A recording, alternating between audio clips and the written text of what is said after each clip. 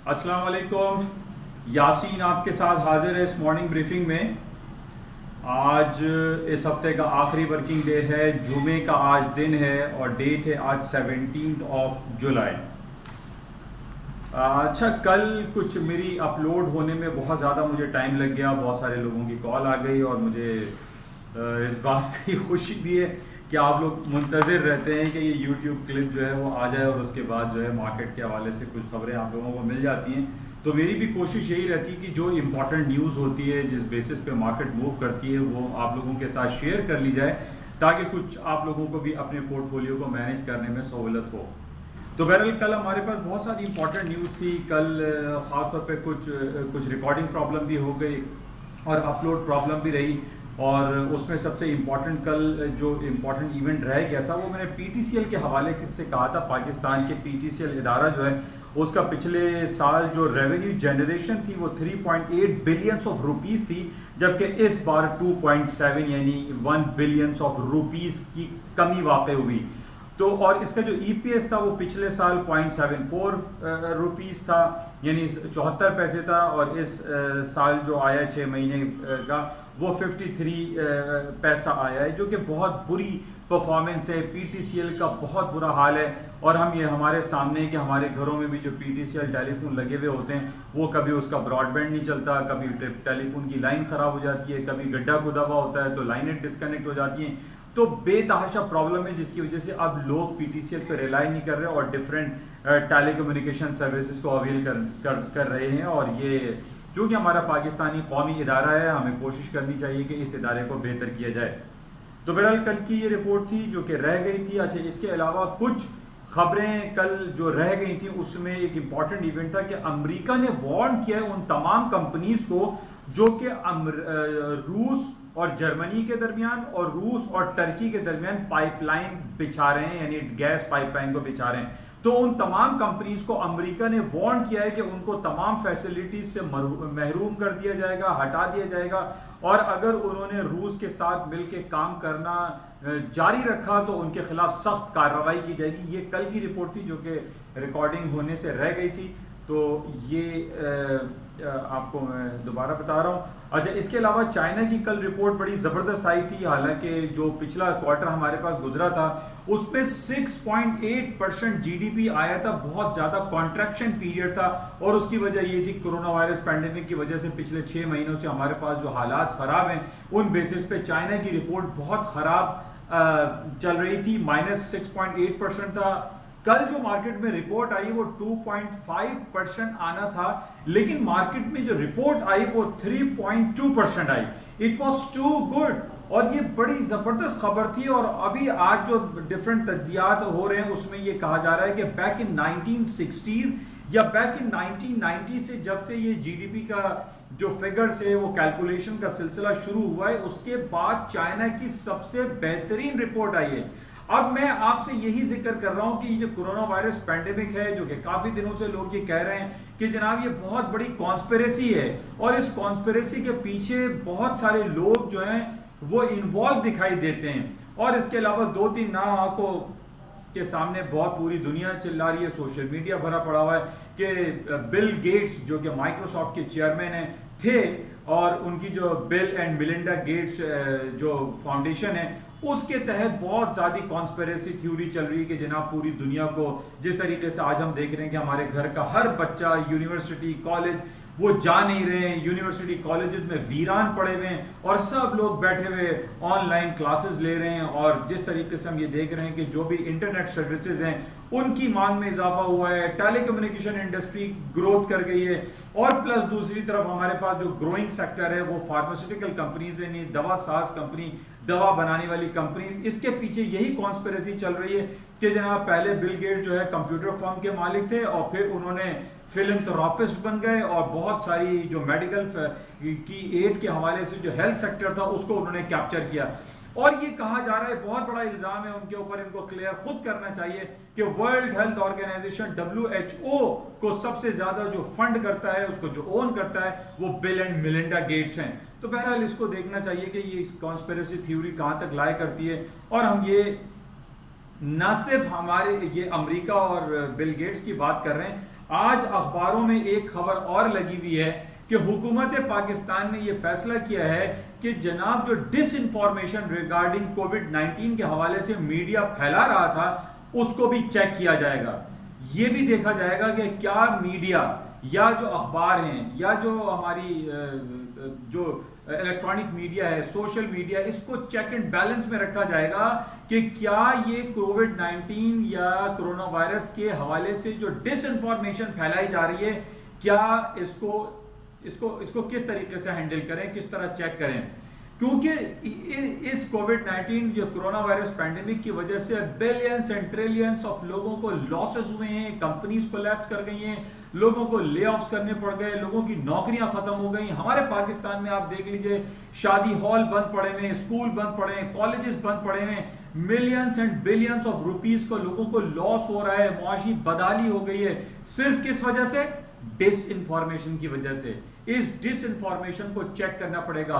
ये गलत बयानी जो लोग कर रहे हैं बैठकर मीडिया पर और सोशल मीडिया पे, जो फॉरवर्डेड मैसेज हैं, इनको चेक करना पड़ेगा और इसको बहुत पहले हुकूमत पाकिस्तान को चेक करना चाहिए था। बहरहाल देर आए दुरुस्त है, और ये आज खबर लगी है कि इस डिस इंफॉर्मेशन को चेक किया जाएगा, जिसकी वजह से एक्सचेकर को बिलियंस ऑफ रुपीज का लॉस हुआ है।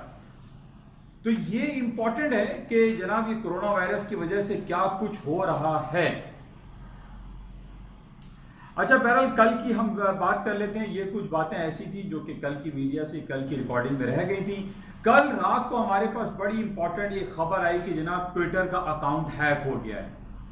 अच्छा, अब देखिए, ये बड़ी इंपॉर्टेंट पॉइंट्स होते हैं। जिस तरीके से बैक इन 1987 को अगर आपको याद हो, कि हम में से बहुत सारे लोग इस मार्केट में उस दौर में नहीं रहे होंगे, आज से तकरीबन 35 साल पुरानी बात है, 35 ईयर्स बैक। तो ब्लैक मंडे एक दौर गुजरा और उसमें ना तो ये खबर हमारे पास आई कि किसी मुल्क ने किसी दूसरे मुल्क पर अटैक कर दिया हो, या किसी मुल्क का जीडीपी रेशो खराब आया हो, या उसमें रिसेशनरी फियर हो, कुछ भी नहीं था। बैक इन 1987 की मैं बात कर रहा हूं, जब ब्लैक मंडे आया उसमें सिर्फ कंप्यूटर प्रॉब्लम आई थी, कंप्यूटर सॉफ्टवेयर हैक हो गए थे। कंप्यूटर सॉफ्टवेयर में एक प्रॉब्लम क्रिएटर हुआ था, एक जनाब कंप्यूटर जो है तमाम पूरी दुनिया के खराब हो गए थे, जिसकी वजह से एक सेल ऑफ आया और तकरीबन 50 to 60 अराउंड 50% मार्केटें कोलैप्स कर गई थी, गिर गई थी बैक इन 1987। इसका मकसद बताने का यह है कि कल जो वाकया हुआ ट्विटर अकाउंट का, ट्विटर अकाउंट के शेयर्स 1.2% मार्केट कोलैप्स कर गई, गिर गई, कल की बात है। और उसमें हाई प्रोफाइल जो अकाउंट थे, जिसमें एलन मस्क, जिसमें टेस्ला के ओनर हैं, बहुत ज्यादा आजकल उनका नाम है, the fastest, the quickest, richest man बन गए पूरी दुनिया के, और वॉरेन बुफे को उन्होंने बीट किया है। उनका अकाउंट हैक होना it's a very serious matter. इसी तरीके से जो प्रेसिडेंट के लिए लड़ रहे हैं, अभी जो नवंबर 2020 में इलेक्शन होने वाला है, मध्य मुकाबिल है ट्रंप के मिस्टर जो बाइडेन, उनका अकाउंट भी हैक हो गया, ट्विटर अकाउंट, जिसकी वजह से एक बहुत नेगेटिविटी क्रिएट हो सकती थी।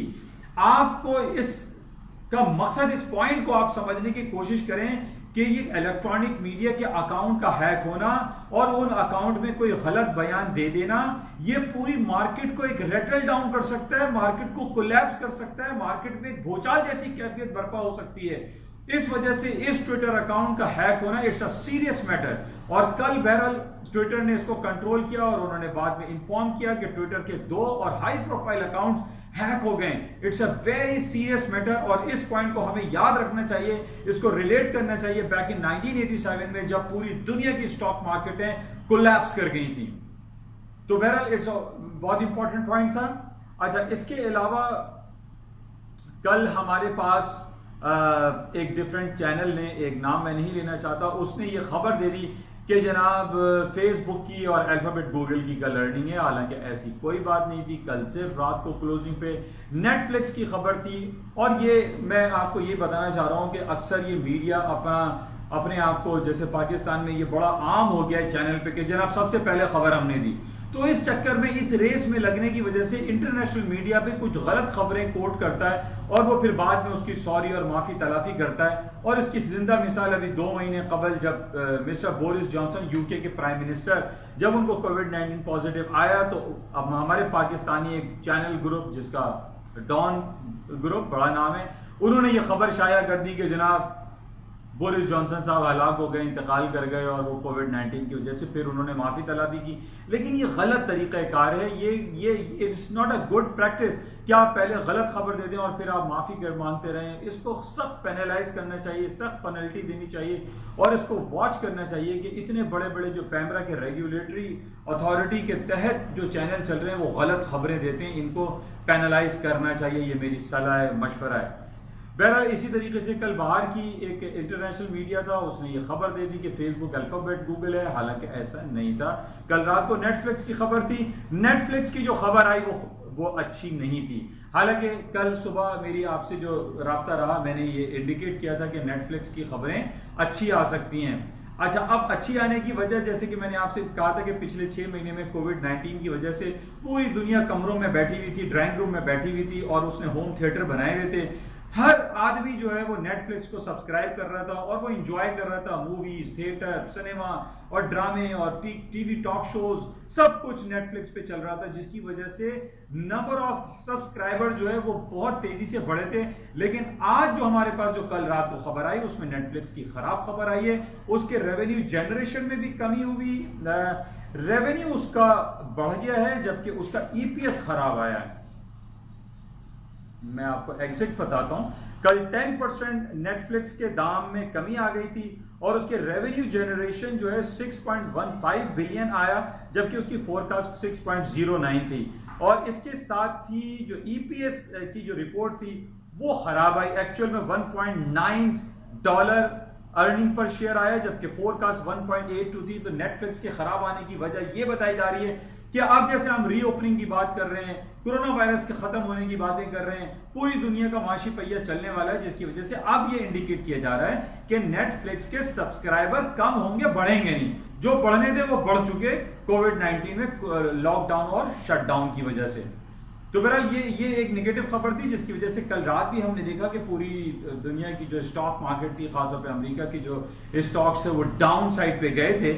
और जैसे कि मैं आपसे काफी दिनों से ये बात कर रहा हूं कि मार्केट जब अपने हिस्ट्री हाईएस्ट लेवल पर जाती है तो उसको करेक्शन पीरियड में डाउन होने के लिए कुछ सर्टेन पॉइंट नीचे आना पड़ता है। लेकिन अभी भी हम ये नहीं कह सकते कि स्टॉक मार्केट में कोई कोलैप्स, कोई डाउनफॉल या मार्केटें जो है वो गिर रही हैं। तो ये अभी जो है इंपॉर्टेंट है, ये मुमकिन नहीं है कि पूरी दुनिया की या अमेरिका की या यूरोप की मार्केटें डाउनफॉल का शिकार हो जाएं। अच्छा, इसके अलावा कल एक खबर हमारे पास चल रही थी कि और रशिया के ऊपर ये इल्जाम लगाया गया कि जनाब वो कोरोना वायरस की वैक्सीन को स्टील कर रहा है, चुरा रहा है या उसको हैक कर रहा है। ये एक नेगेटिव खबर थी, इस बेसिस पे हम देखेंगे कि मार्केट में क्या होता है, लेकिन बहरहाल ये खबर थी। अच्छा, गोल्ड के हवाले से थोड़ा सा हम बात कर लेते हैं। बहुत दिनों से मैं आपसे यही बयान देता चला आ रहा हूं कि इसराइल ने जो ऐलान किया था कि वो वेस्ट बैंक के ऊपर कब्जा कर लेगा और वेस्ट बैंक को जो एनेक्स कर लेगा, क्योंकि जनवरी में ट्रंप साहब ने ये प्लान दिया था कि जनाब पीस प्लान के तहत जो अरब कंट्रीज है उधर एक अमन और शांति का पैगाम लेकर आना चाहिए, लेकिन इधर अमन और शांति तो दिखाई नहीं दे रही, क्योंकि जनवरी में जो इसराइल और अमेरिका के दरमियान जो मीटिंग हुई थी उसके अंदर फलस्तीन के रहनुमा शामिल नहीं थे और फलस्तीन ने इसको स्ट्रेट रिजेक्ट कर दिया था कि हम ऐसे किसी पीस प्लान को नहीं मानते जिसके अंदर फलस्तीन के लिए आप पीस प्लान की बात कर रहे हैं और फलस्तीन का कोई नुमाइंदा भी वहां पर मौजूद नहीं है। तो बहरहाल कल इस बात का दोबारा से अमेरिका ने इयादा किया है और ट्रंप ने बिल्कुल भरपूर सपोर्ट देने का ऐलान किया है नेतन्याहू इस्राएली वजीर आजम को कि आप फलस्तीन के इलाकों को एनेक्स करें, उस पर कब्जा करें और जनाब उधर जो है पीस प्लान की कोशिश करें। ये कैसा पीस प्लान है जिसके अंदर जिसके लिए पीस की बात की जा रही है वो मौजूद नहीं है। इन तमाम सिनेरियो पे, इन तमाम बेसिस पे हम ये देख सकते हैं कि गोल्ड की कीमतों में जो डाउनफॉल है वो फिलहाल दिखाई नहीं देता। जिस तरीके से 2 से 3 दिन पहले मैंने आपको बताया कि अजरबैजान और आर्मीनिया जो कि टर्की का और रूस का और जनाब ये ईरान के पड़ोसी ममालिक हैं, यहां पर कुछ जंगी कैफियत हो गई है। ये भी नेगेटिव है और गोल्ड की कीमतों के ऊपर जाने के लिए बड़ी इंपॉर्टेंट खबर है। इसके अलावा 2 दिन कबल हमारे पास अमेरिका के जो डिफरेंट प्रेसिडेंट्स हैं डिफरेंट स्टेट्स के, फेडरल रिजर्व बैंक के, उनकी तरफ से हमें ये इशारा मिला है कि अमेरिका अपनी नेक्स्ट मीटिंग में इंटरेस्ट रेट नेगेटिव टेरिटरी में ले आएगा। ये बड़ी इंपॉर्टेंट न्यूज है। इन बेसिस पे गोल्ड की कीमतों में इजाफा हो सकता है और अमेरिका की स्टॉक मार्केटों में एक पोटेंशियलिटी का इंजेक्शन लग सकता है, इसको आप बगौर देखिएगा। अच्छा, इसके साथ ही आज सुबह से हम यूरोप की और एशिया की मार्केट को देख रहे हैं, वो पॉजिटिव है, उसके पॉजिटिव सेंटिमेंट्स हैं और उसकी वजह से हम यही कह सकते हैं कि कल चाइना की जो हमारे पास रिपोर्ट आई थी कि 6.8% जो कॉन्ट्रैक्शन पीरियड में था 2.5% की जगह 3.2% चाइना की जो एक्सपेंशन मोड है या चाइना का जो जीडीपी रेशो है वो बेहतरीन आया, जो कि आज रिफ्लेक्ट कर रहा है और पूरी दुनिया की स्टॉक मार्केटों में तेजी है। अच्छा, इसके साथ ही जो 2 दिन पहले मैंने आपसे ये कहा था कि अमेरिका के प्रेशर पे आकर बरतानिया ने हुआवी को कहा है कि आप अपना बोरिया बिस्तरा बांधिए और हुआवी के कोई काम जो है बरतानिया में नहीं होगा। मैंने आपसे ये जिक्र किया था और ये अभी भी मैं इस पर इंटैक्ट हूं कि जनाब बरतानिया सूनर और लेटर इसको दोबारा रिवाइव करेगा और दोबारा सर्टेन लिमिट्स के साथ वो इजाजत चाइना को दे देगा कि वो 5G टेक्नोलॉजी पे काम कर सके। जैसे कि मैंने आपसे ये कहा था कि चाइना इस वक्त अनडिक्लेयर्ड सुपर पावर पूरी दुनिया का बन चुका है और चाइना के खिलाफ कोई भी मुल्क या कोई भी इदारा बात नहीं कर सकता। और चाइना की हम जिस तरीके से अभी रिपोर्ट देख रहे हैं कि 3.2% जो कि 1960 के बाद बेहतरीन रिपोर्ट आई है, ये एक पॉजिटिव सेंटिमेंट्स हैं जो कि पूरी दुनिया की स्टॉक्स को बढ़ाने के लिए काफी है। और इसके अलावा जो पूरी दुनिया की जो बड़ी बड़ी जो अमेरिका की जायंट कंपनीज हैं जिनको हम कहते हैं टू बिग टू फेल, एक मफरूजा इस्तेमाल होता है, इन बेसिस भी हम देख रहे हैं जिसमें अब अगले हफ्ते हमारे पास फेसबुक, अल्फाबेट, गूगल या IBM या इंटेल, ये तमाम बड़ी बड़ी की अर्निंग रिपोर्ट आएगी और इसमें भी हमें पॉजिटिविटी दिखाई दे रही है। और जिस तरीके से मैंने आपसे पहले भी कहा था कि जो फैंग ग्रुप है, जो बड़ी 3 alphabet, Google, Apple, Amazon, Facebook, Netflix, ये वो कंपनीज बन चुकी हैं जो कि अब सिर्फ $1 ट्रिलियन की नहीं है, यानी $1.5 ट्रिलियन से अबव जा चुकी हैं, जिसमें एप्पल, अमेजॉन और अल्फाबेट, गूगल $1.5 ट्रिलियन के बेंचमार्क को क्रॉस कर चुकी हैं और ये ट्रिलियंस और खरबों अरबों डॉलर की कंपनीज बन चुकी हैं और ये मार्केट मूवर्स भी कहलाती हैं। इसी तरीके से जो ट्विटर है, जो सोशल मीडिया है, सोशल अकाउंट है, इनकी भी अकाउंट की जो बैड न्यूज है, जैसे कल भी हमने ये देखा कि इसका अकाउंट हैक हो गया था, इसी तरीके से फेसबुक है, अल्फाबेट, गूगल है या एप्पल के डिफरेंट जो अकाउंट्स हैं, इनको भी हमें क्लोजली वॉच में रखना चाहिए कि कहीं कोई ऐसी खबर ना आ जाए कि जनाब कोई फेसबुक का अकाउंट हैक हो रहा है या कोई दूसरा अकाउंट हैक हो रहा है और हम बैक इन 1987 की तारीख को दोहरा दें, क्योंकि बहुत सारी मीडिया से और बहुत सारी टेक्निकलिटीज के हवाले से ये बात हो रही है कि अमेरिका की जो स्टॉक मार्केट है वो 70s और 80s RSI पे चल रहे हैं, वो अपने टेक्निकलिटीज को ओवरबॉट टेरिटरी में ट्रेड हो रहे हैं और मार्केट को नीचे आने के लिए कोई स्ट्रॉन्ग बैड न्यूज दरकार है। जैसे मैंने आपसे कहा था कि स्ट्रॉन्ग न्यूज या बैड न्यूज हमें चाहिए कि अमेरिका और रूस में या अमेरिका और चाइना में कोई जंगी कैफियत हो जाए, ऐसा अब मुमकिन नहीं। छोटे मोटे मुकाम पर जैसे आर्मीनिया और अजरबैजान के दरमियान लड़ाई हो गई, वो खत्म हो जाएगी। जो बिग पावर्स हैं उनके दरमियान जंगी या बुलेट्स एंड बॉम्ब्स की जंग इस दौर में मुमकिन नहीं। अगर स्टॉक मार्केटें कोलैप्स हो सकती हैं या कोई मार्केटें डाउनफॉल हो सकती हैं तो वो सिर्फ और सिर्फ बैक इन 1987 की तारीख को दोहराया जा सकता है, जिसमें कंप्यूटर प्रॉब्लम कर गए थे और पूरी दुनिया की स्टॉक मार्केट 30 to 50% कोलैप्स कर गई थी, गिर गई थी। कल जो रात को ट्विटर का वाकया हुआ है, इस बेस पे हमें वॉच में रखना चाहिए कि जितनी भी सोशल मीडियाज हैं, सोशल जो इलेक्ट्रॉनिक ये जो कंपनीज हैं, जो टेलीकम्युनिकेशन है या फेसबुक है या सोशल मीडिया, इनके अकाउंट्स को हमें क्लोजली देखना चाहिए कि यहां पर कोई ऐसी खराब बात ना आ जाए।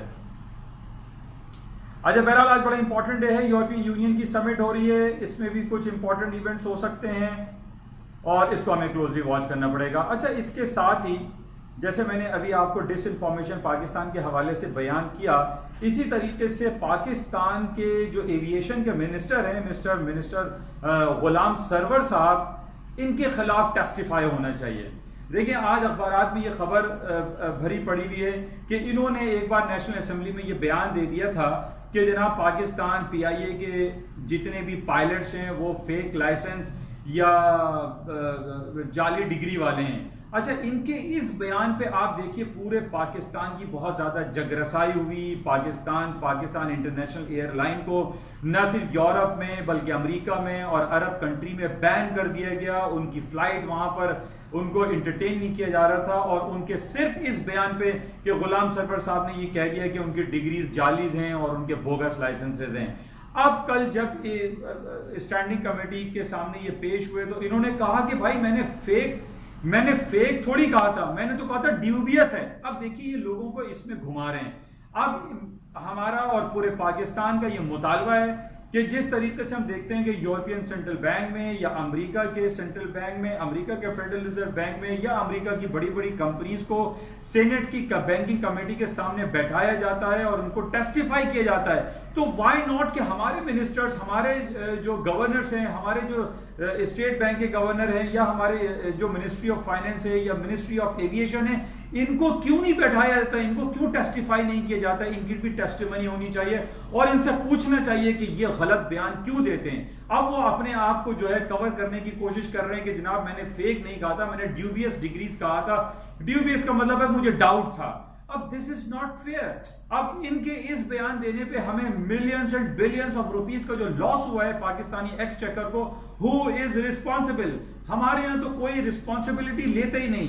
पाकिस्तान का जहाज गिर के तबाह हो जाए, पाकिस्तान की रेलवे जो है कोलिजन हो जाए, उसको कोई पूछने वाला नहीं है। शेख रशीद साहब रेलवे मिनिस्टर है, इनको टेस्टिफाई करें, इनको लाके बैठाएं, इनको कुर्सी पर बैठा के पूछें कि आपने अगर ये काम किया तो क्यों किया, आपने अगर ये बयान दिया तो क्यों दिया। इसी तरीके से मिनिस्टर गुलाम सरवर साहब से हम ये चाहेंगे कि वो सामने स्टैंडिंग कमेटी के सामने एक ओपन हाउस में पेश हो और वो टेस्टिफाई हो और उनकी टेस्टिमनी होनी चाहिए कि उन्होंने ये बयान दिया तो क्यों हुआ दिया, जिसकी वजह से आज पूरे पाकिस्तान की जगरसाई दुनिया में हो रही है और जिसकी वजह से पीआईए को millions and billions of rupees का लॉसेस भरना पड़ रहा है।